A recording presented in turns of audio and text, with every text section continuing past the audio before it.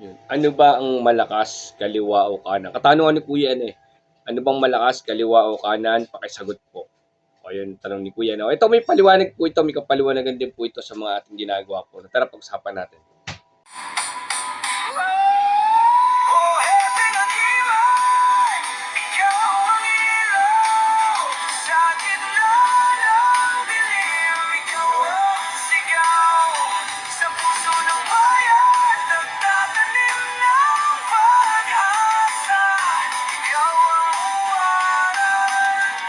Walang katulad. Yun, mapagpalang araw sa inyo lahat. God bless, more blessing. No?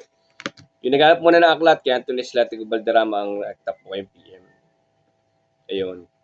Mga kagimat, no, sa katanungan ni Kuya, ano bang malakas, kaliwa o kanan? Ito yung katanungan ni Kuya. Alam niyo mga kagimat, no, ito kasi may mga napaliwanag na natin. Kahit naman tayo kasi pag tinanong mo kaliwa o kanan, siyempre sa kanan tayo, sa liwanag tayo. Sabi nga, reply ko nga sa kanya, di ba, liwanag o dilim. Kasi liwanag tayo, di ba? Ngayon kasi yung mga naging history, mas malakas daw ang kaliwa, mas malakas daw ang hindi binyaga, ano. Pero, kung mapupunan mo naman, sa impento de Diyos, naglaban ng binyagan at hindi binyagan, di ba? Tinali yung hindi binyagan. Naglaban sila doon hanggang sa mapabinyagan yung impento de Diyos na hindi binyagan. Hanggang sa bato Omer nabasag, doon siya nabinyagan na. Naglaban din ng kaliwa, si Lucifer na binabasa kay Laliman, di ba? Hanggang sa nag-ano siya ng kasamaan. O, di ba? Naging masama na si Lucifer. No? Ngayon, kasama ni Lucifer, kinalaban si San Miguel sa unang laban. Sa pangalawang laban ay 7 arkanghel na nakalaban niya. 'Di ba? Mabuti at saka masama. O ngayon, ganun din po sa mga gamit natin. At iba't iba bang kakayahan natin. 'Di ba? Kaliwat kanan, masama at mabuti, liwanag at dilim. Ganun din po 'yun. Kumbaga, wag mong magagalit kuya. Kumbaga, as common sense ko tawagin natin. Oo. Pero sa ibang mga bago na siguro o hindi pa naunawaan ng mundo ng spiritual, maaari po na magkaroon kayo ng kalituhan nga kasi nga po ay marami kayo na nadidinig sa mundo ng spiritual na sinasabi nila na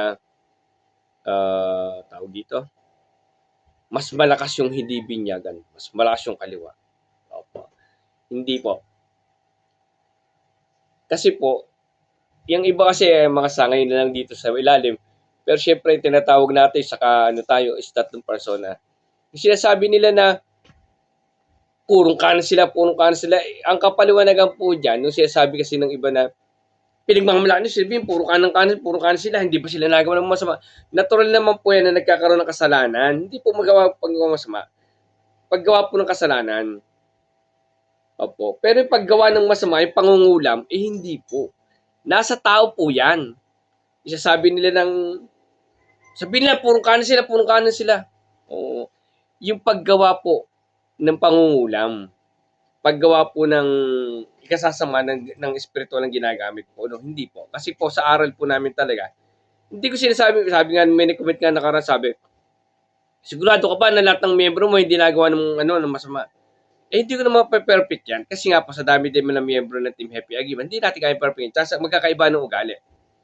Pero hanggat, ang lagi kong pangaral sa inyo, hanggat pwedeng gumawa ng mabuti, gumawa po tayo mabuti. Hanggat pwede, huwag niyo gawin sa masama, huwag niyo gawin sa masama. Yung mga naririnig naman iba na, pagkabati ko sa na, sabi nila na purong kanan sila. No? Di ba? Merong kasalanan yung iba, pero yung sasabing purong kanan kasi, masasabi ko talaga sa inyo po kasi, hanggat pwede po, magpakanan kami. Ako po, hindi po nagawa ng masama sa spiritual na Oo. No.